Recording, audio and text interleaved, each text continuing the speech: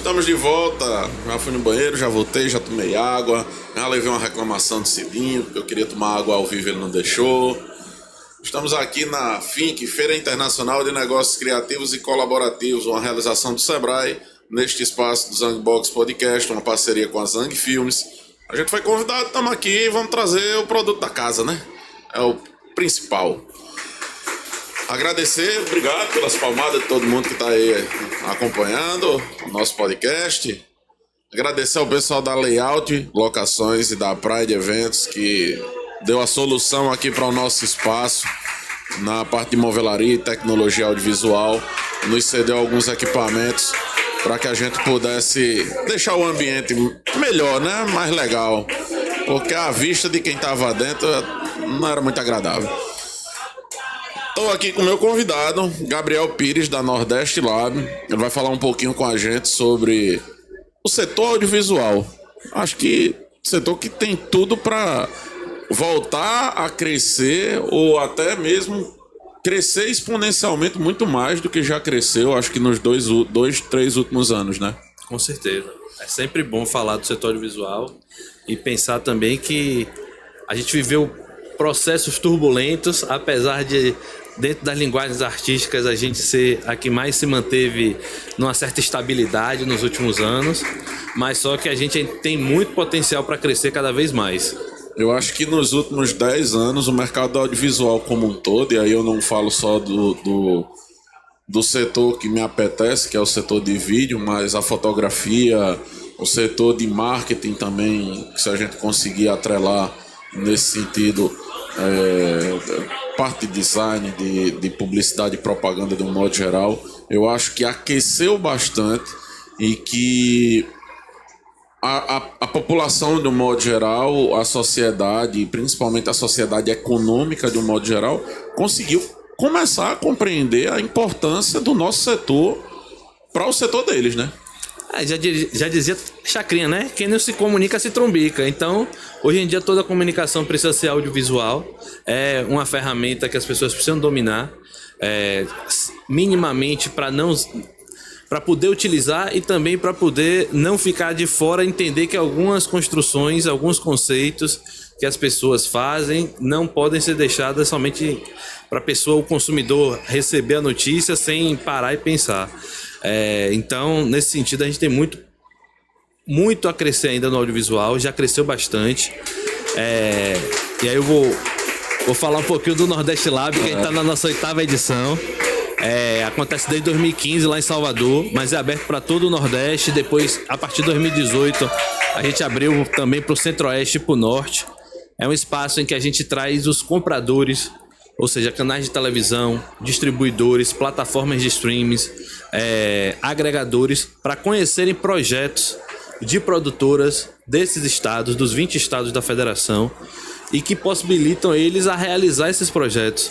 E também para os projetos que já estão prontos, os filmes, documentários, curtas, séries, licenciarem esses produtos para outras televisões. Então é uma oportunidade, assim, tem tudo isso que você falou, que está ali importante na questão do vídeo, do marketing e tudo mais, mas tem um setor de conteúdo que o Brasil, só o setor audiovisual, ele mobiliza no PIB brasileiro, no último ano, 27 bilhões de reais. Então, ele hoje está à frente, por exemplo, de indústrias consolidadas, como indústria de papel e celulose, como indústria farmacêutica, indústrias que são tradicionais no país e na contribuição do PIB, o audiovisual já passou elas. Tinha comentado ainda há pouco com as meninas do artesanato.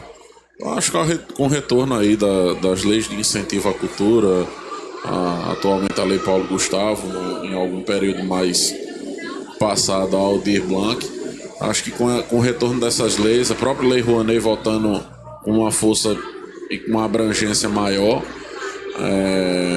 eu acho que é uma forma também de começar a esse setor ter um retorno maior, porque com a pandemia o consumo on demand nas redes sociais aumentou bastante. E o consumo on demand nas plataformas de streaming, principalmente, foram talvez a maior via de escape da população. E aí só numa fase como essa a gente começa a compreender o quanto a cultura, o cinema, a música, a cultura de um modo geral é uma válvula de escape importantíssima para o nosso dia a dia, né? Com certeza. Só, se você for pensar, é também por isso que a gente tem que lutar bastante. Está acontecendo isso, uma luta. O setor audiovisual está bem imbuído nessa disputa que está acontecendo no Congresso de regulamentar as plataformas de VOD. Que hoje em dia elas fazem investimento em produção no Brasil, mas essa produção não é do Brasil. O que é que isso significa? Eles estão financiando as obras, mas o direito a essa propriedade intelectual não fica no país. Quem é dono é a Netflix, é o Prime Video. As produtoras estão prestando serviço, estão desenvolvendo projetos, mas no final, quem é dono daquele produto são as plataformas. Com essa regulamentação, além de ter uma obrigatoriedade de carregar mais conteúdos brasileiros nessa plataforma, a propriedade intelectual vai ter que ser da produtora que desenvolveu aquele produto. O streaming ele vai poder ter uma percentual, provavelmente, desse direito intelectual, mas não todo como é hoje. E fora que com isso, com essa regulamentação, existe um fundo chamado Fundo Setorial do Audiovisual. Esse fundo, ele é alimentado por recursos gerados pelo próprio setor, não é recurso do orçamento do Estado. Então são uma série de contribuições que o setor audiovisual faz para esse fundo, e esse fundo é alimentado única e exclusivamente por atividades econômicas do audiovisual. Então, como o streaming não é regulamentado, ele não faz a contribuição para o Fundo Setorial do Audiovisual. E esse fundo, com a regulamentação, vai crescer muito mais. E aí, para nós que estamos aqui no Nordeste, é muito importante essa regulamentação, porque esse fundo, ele tem em sua regulamentação a obrigatoriedade de investir no mínimo 30% em projetos das regiões Centro-Oeste, Norte e Nordeste.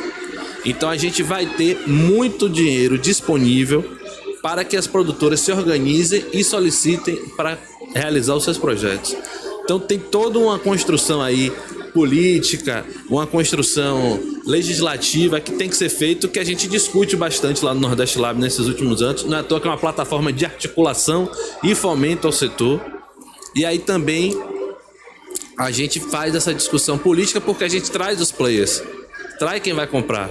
Então, como quem vai comprar está lá também escutando o lado da ponta, existe uma possibilidade da gente chegar no entendimento e isso andar um pouco mais rápido. Fora que você falou da Lei Paulo Gustavo, 70% do valor da Lei Paulo Gustavo está indo para o audiovisual. Não é que foi uma escolha, é porque esse fundo no último governo, no governo passado, ele foi contingenciado.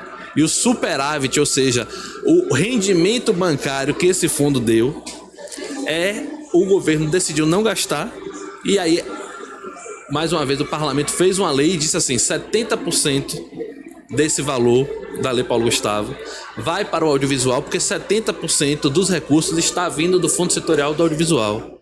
Então é sempre bom também relembrar isso. Não é que escolheram privilegiar o audiovisual, é porque esse fundo ele é do setor audiovisual e o dinheiro é gerado pelo próprio setor audiovisual. Ah, tá. Porque, assim, querendo ou não, são os projetos mais que precisam de mais recursos, né? Então, são projetos muito maiores que demandam uma equipe maior, demandam uma participação maior. Eu falo isso porque a gente tem aqui em João Pessoa alguns produtores musicais, por exemplo, que participam de produções de CDs daqui da localidade, para que além da produção musical, eu digo assim, de organizar os artistas, os músicos para fazer a execução correta do trabalho e tal, para fazer a gravação, eles produzem de fato a música. Eles entendem de vários instrumentos e aí eles mesmos, a pessoa sozinha executa o trabalho de 4 ou 5 pessoas, por exemplo. É comum, é muito comum, inclusive no setor audiovisual, não o regulamentado, né? Não o licitado ou o que passa por uma captação de recursos, por exemplo. Mas é muito comum que no mercado comum as pessoas comecem a acumular funções, mas é infinitamente menor outros setores, né? A necessidade de um investimento financeiro do que a de uma produção cinematográfica, porque, querendo ou não, é muita grana investida durante muitos dias de captação. Todos os produtos, todos os equipamentos que são utilizados são muito caros também, muitas vezes precisam ser adquiridos para aquela determinada produção. E também tem a parte da pós-produção, da veiculação, tudo é muito caro, infelizmente. As pessoas podem estar assistindo aqui agora todo esse seu trabalho que você está fazendo durante a FINC e achar que é você e mais uma pessoa. Não, mas é você e mais 4. Mais 3, né? Mais 3, é. Então, são 4 no total. Então as pessoas podiam pensar assim, é só ele falando ali e uma pessoa operando a câmera. Não, tem toda uma infraestrutura por trás. Quando você está falando de um longa-metragem, nós estamos falando aí de equipes que podem chegar a 250 pessoas no processo total muito facilmente, porque tem pessoas que só trabalham na fase de desenvolvimento, tem pessoas que só trabalham no pré-produção, aí vem o grande volume que é a produção, mas depois tem a pós-produção, e são pessoas muito especializadas. E essas pessoas muito especializadas, justamente por terem adquirido um acúmulo de conhecimento tão grande, elas trabalham na especificidade. E por eles serem tão específicos, é necessário pagar aquele preço pelo conhecimento que a pessoa adquiriu, pelo processo todo de transposição entre as áreas, porque, como você disse, a pessoa não dá conta de fazer tudo ao mesmo tempo. E aí a gente precisa ter os especialistas para que a coisa saia bem feita. Não adianta a gente fazer a culhão, né? Sair fazendo, abrindo picada, não. Tem que fazer bem feito, até porque para dar o retorno social necessário, para depois as pessoas dizerem assim, gastou não sei quanto e está aí o filme, uma porcaria.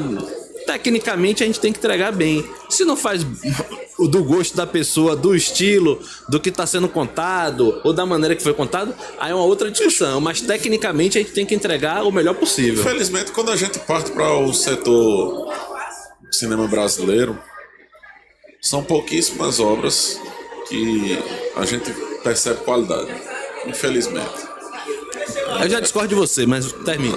Quando a gente vai para o cinema, esse comum, eu digo comum é o que é veiculado no cinema, de fato. Sim. As produções que chegam ao cinema, e principalmente as produções que têm sido compradas para as plataformas de streaming, para mim são produções muito medíocres. A gente tem um exponencial muito grande agora que foi Cangaço Novo, produção do caramba, foi realizada inclusive aqui na Paraíba. A gente tem, nas antigas, a gente tem muito filme bom, realmente, mas na atualidade, o cinema brasileiro, esse comum, de veiculação comum, ele é um cinema muito de comédia, muito de pastelão, muito da coisa muito banal. Quando a gente vai para o cenário underground, né, o cenário não mainstream, aí a gente consegue encontrar coisa boa. Mas, por exemplo, nós temos uma dificuldade. Volto a falar assim, por exemplo, nos últimos governos, aí eu não digo nem só do governo passado, desde o governo de Michel Temer, existe uma lei chamada Lei de Cota de Tela, que obriga os cinemas a passarem uma quantidade X de filmes nacionais de uma quantidade Y de dias. Só que essa lei, nessa época, foi deixada de lado e a gente está sem essa lei. Por exemplo, o filme sobre Claudinho e Bochecha, ele em 2 semanas fez 160 mil de público. Lá em Salvador, o que foi que aconteceu?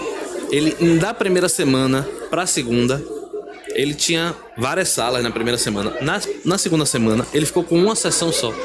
Então, tem filmes bons, só que como as exibidoras, os cinemas, eles não têm a obrigação de manter o filme, acaba acontecendo o que você está falando.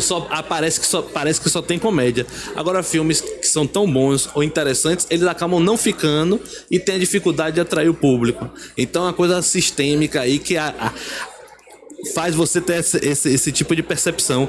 Os filmes, eles não têm mais a obrigatoriedade de ficar na sala, o que dificulta o público a enxergar que tem outros filmes para além das comédias e que poderiam estar aí ultrapassando essa linha de talvez outros Mas aí antes dessa lei de cota de tela, como que era? Essa lei de cota existe desde a década de 70. Ela sempre existiu. Então ela tá aí e ela acabou em 2018.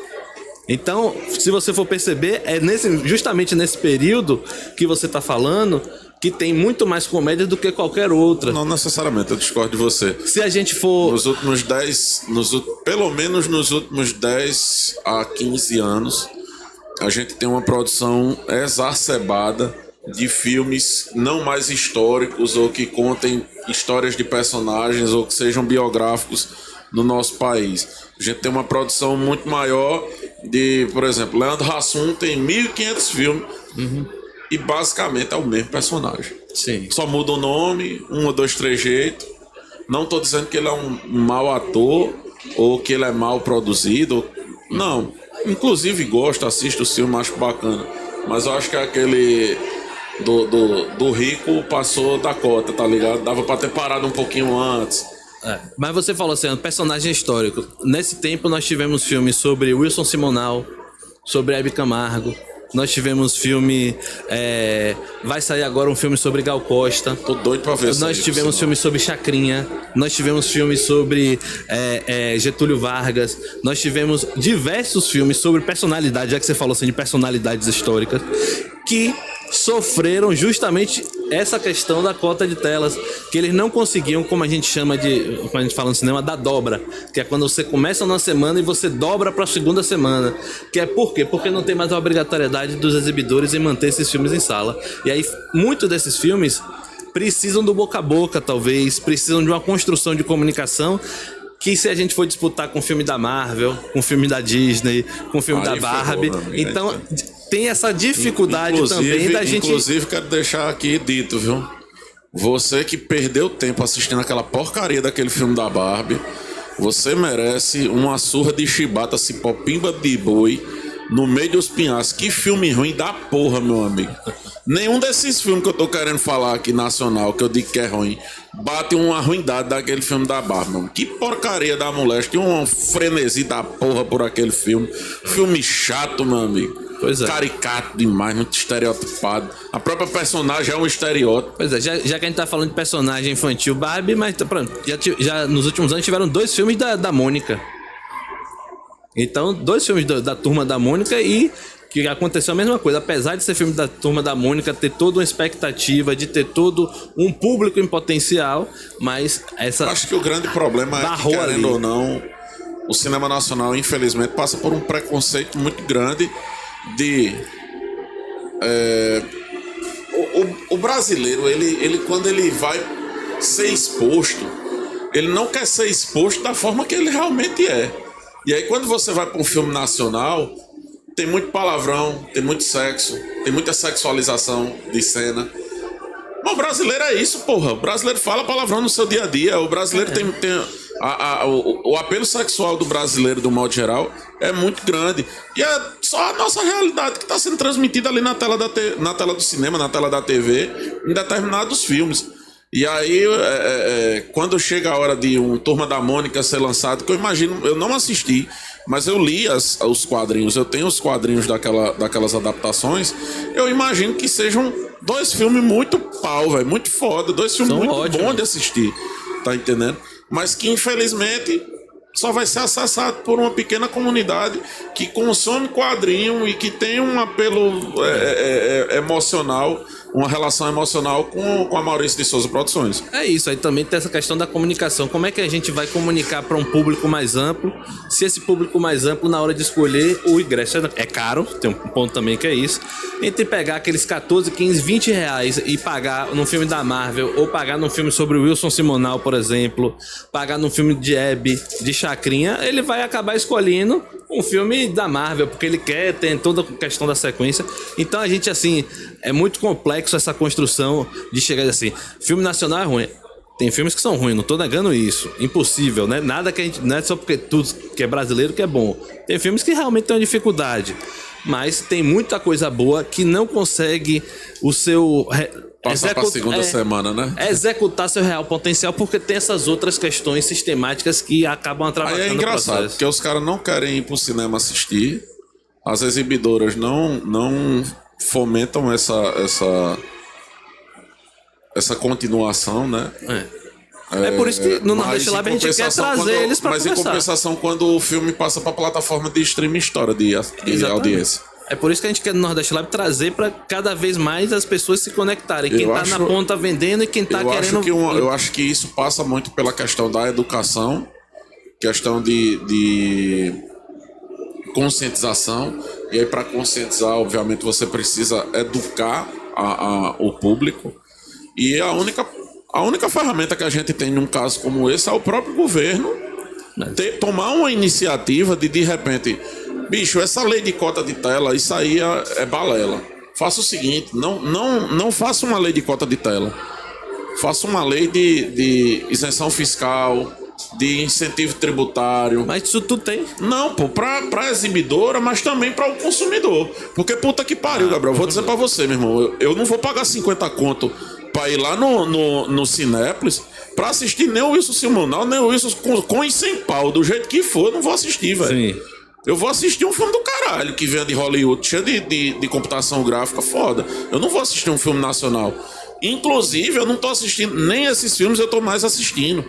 Porque a gente vê a quarta fase da Marvel agora, é só apelo ideológico, é só responsabilidade social. Perdeu-se a necessidade de fazer um filme que seja bacana, que seja massa, que fale mesmo da questão do herói e tal. Se tornou chato. Aí eu vou pagar 50 pau, que eu não tenho uma carteirinha de estudante, né? Eu vou pagar 50 pau pra ir pra Cinépolis, pra assistir um filme que com 45 dias vai estar de graça no meu streaming.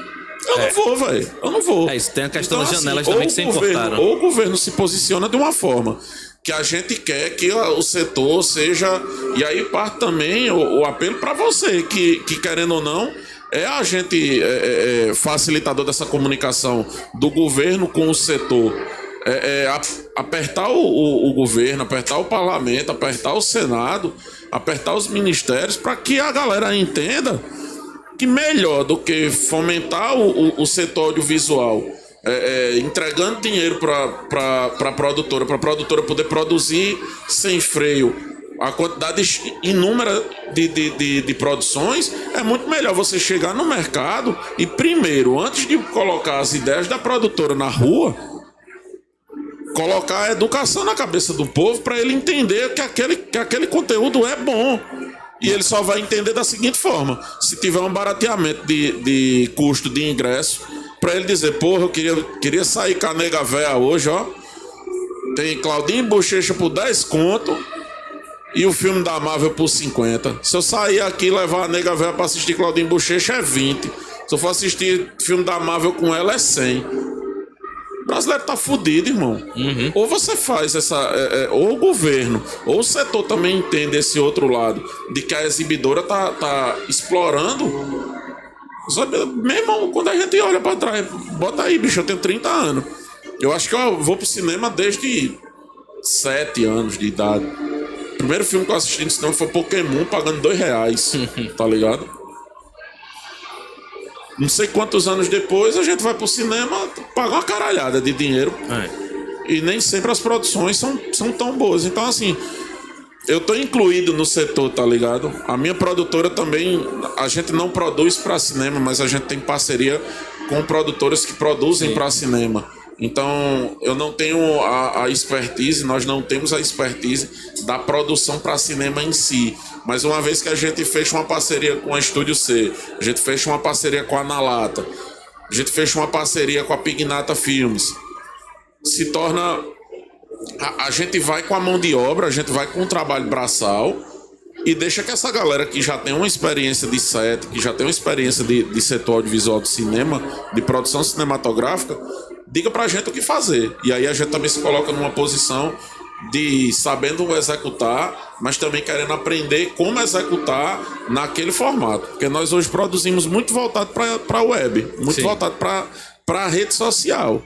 Mas quando a gente fecha um trabalho junto com a Estúdio C, por exemplo, a gente sabe que a gente vai ter que sair da caixinha, a gente vai ter que furar a bolha para começar a produzir alguma coisa que, por exemplo, vai ser exibido na TV. Vai ser exibido numa tela de cinema, numa propaganda. vai ser exibido num festival. Tanto com o Cidinho quanto com o Jonathan, da Na Lata, quando a gente trabalha junto, é nesse sentido. É produzir algo que possa ser exibido de forma multiplataforma, tá ligado?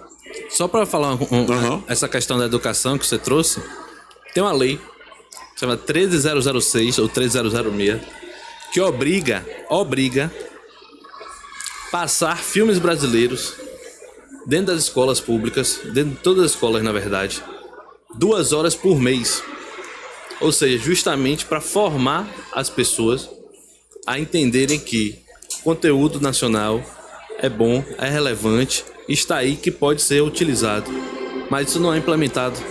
São poucos os estados que têm implementação direta sobre isso. E não vai implementar nunca, eu vou lhe dizer por quê. Porque eu já tive a oportunidade de ir no departamento de mídia, no DMID, de Campina Grande, da UFCG. E lá eles têm a salinha da Ancine, né? Parece uma locadora, assim. Uma locadora de DVD. Todos os filmes nacionais que foram produzidos tem um DVDzinho lá. Todos.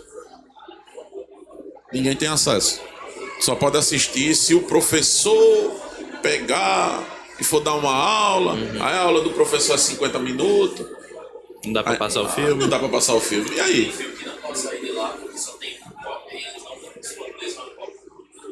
Aí é difícil. Só serve de acervo. Lá na UFCG é desse jeito.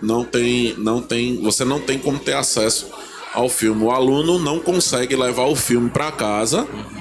Ele tem que ficar no ambiente da instituição. Ele pode assistir lá, mas ele tem que marcar um horário para ver se tem a disponibilidade, se o técnico pode pegar o DVD e botar para ele assistir. Mas nesse caso, com essa lei, não vai ter isso, porque ela tem que ser implementada na sala de aula do ensino médio. Então vai ter que ter disponibilidade desses filmes para os alunos. Mas é isso que eu tô dizendo, pô. Não vai ser implementado porque não vai se gastar dinheiro com isso, pô. Os caras não vão... Infelizmente, os caras não gastam dinheiro com isso, porque a quantidade de cópia que teria que ser rodada para poder ser distribuída no sistema de ensino municipal e de governo estadual seria gigantesco, velho. Seria gigantesco. Mas, Gabriel, muito bom saber que, embora muitas vezes as ideias divirjam, isso também é bom para o setor, lógico, é excelente para o setor. Ter comunicação. O que não pode é um querer calar o outro e não deixar o outro falar. Isso é excelente para o setor. Muito bom saber que existe esse espaço de fomento que aproxima a produtora da distribuidora, das exibidoras, do canal de streaming, do canal de televisão. Por quê?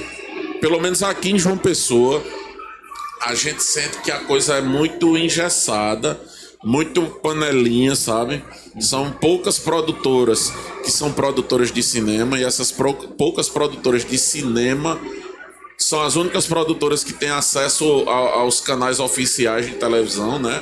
São as únicas produtoras que têm comunicação com essa galera, e são as únicas produtoras que estão no mercado cobrando 3, 4, 5, até 10 vezes mais do que produtoras menores cobram para executarem os mesmos serviços, mas de uma forma licitada, para um governo municipal, para um governo estadual. A gente sabe que tem toda a parte da burocracia, mas de repente aproximar uma produtora pequena, uma produtora de pequeno porte, de uma exibidora, de um canal de streaming, fazer aquele network ali pode gerar uma coisa que torne independente. E gera, a gente tem resultados, a gente tem como comprovar projetos que passaram pelo Nordeste Lab, conheceram os produtores, conheceram canais de televisão, e seus projetos estão sendo produzidos. Então, até o convite para vocês se inscreverem. Vai ser a partir do dia 16 de outubro que a gente vai abrir as inscrições. Do dia 16 de outubro ao dia 30. Vamos realizar o Nordeste Lab do dia 5 de dezembro ao dia 8 de dezembro lá em Salvador. Mas todo mundo de todo o Nordeste, do Centro-Oeste e do Norte pode se inscrever e mandar seus projetos. Olha aí, você que é do setor audiovisual, está querendo fazer network com os principais canais de televisão, streaming daqui do Brasil, ou como eu, fugir das festas de final de ano, você pode ter aí uma folga de 4 ou 5 dias ali em Salvador, tirando uma onda. Indico muito passar lá pelo Rio Vermelho, tem um acarajé, umas cocadas massa por lá. Tomar uma cachaça ali, tomar uma cerveja ali de noite no calor de Salvador é bacana. E aí você aproveita e faz negócio, né?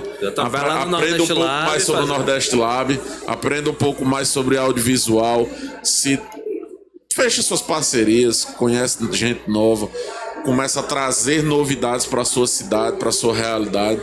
Eu tenho dito que essas feiras são sensacionais por isso. Conhecer as histórias, conhecer as pessoas, fazer esse network. Às vezes uma pessoa que trabalha com artesanato se senta, fala um negócio aqui, tem nada a ver com a minha área. A área dela não tem nada a ver com a minha, mas ela fala um negócio que, fez sentido, deixa eu aplicar no meu negócio de uma forma diferente aqui. Eu acho que dá para aplicar dessa forma. E muito do que eu exponho, eu acredito que você filtra e leva o que é bom para você, e o que você expõe, eu também filtro e levo o que é bom para mim. E assim, com esse diálogo, com essa conversa, a gente vai construindo um mercado melhor para nós mesmos e para os nossos clientes, que realmente é quem importa, né? Agradecer a sua participação, Gabriel. E, pessoal, próxima convidada tá ali, sentada, ela ia fugir, mas eu falei pra Bera, a menina tá fugindo. Bera pegou ela de volta, já tá aqui esperando. Vamos embora. Fazer o intervalinho agora, dar só a troca dos convidados e já estamos de volta. Sebrae Zang Filmes, parceria Zangbox aqui na FINC, Feira Internacional de Negócios Criativos e Colaborativos. Volte já.